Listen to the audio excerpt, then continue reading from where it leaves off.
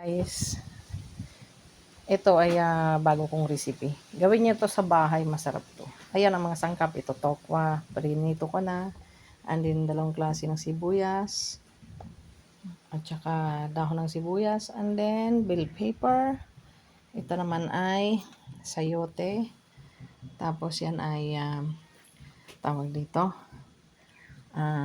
pusit na hinugasan ko na rin. And then chicken. So let's start cooking, guys. Margarine. Saute muna tayo, saute. Konting mantika para hindi siya masunog.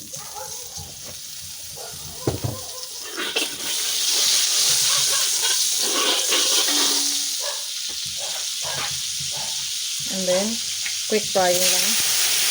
Ang pusit, hindi kasi siya pwedeng pagsabayin kasi ito madali siyang maluto. So, tanggalin na natin. Ayaw kasi natin na tumigas siya. Balik na lang natin siya muna.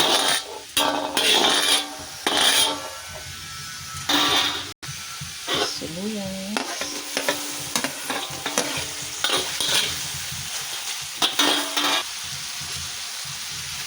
Red garlic. I've been wash my hand.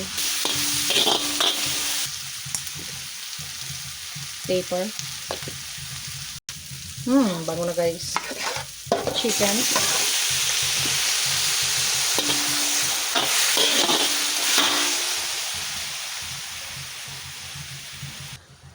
Sayote.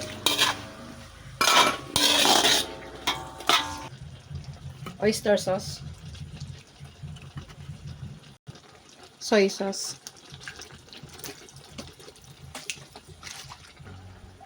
Nor seasoning. Dried oregano.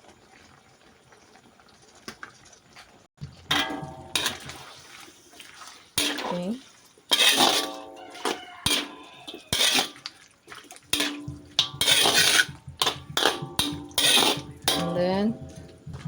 And then Korean, ito. Isang ganito lang, guys. Korean paste ang tawag dyan.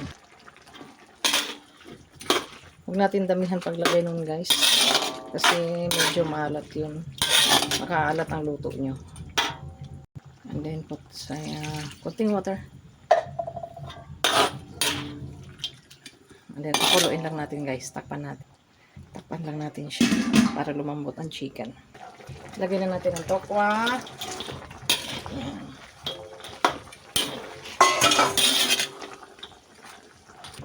Ayan, guys. Pakuluin muna natin siya. So, lagyan ang pusit.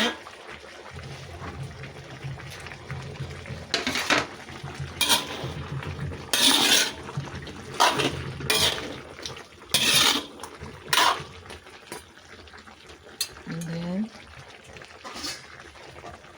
takpan ulit ng sandaling segundo. So, ayan, guys.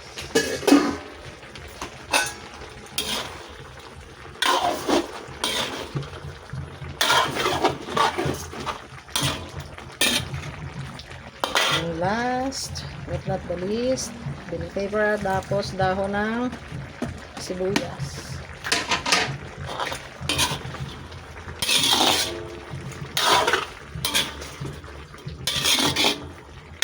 Yan.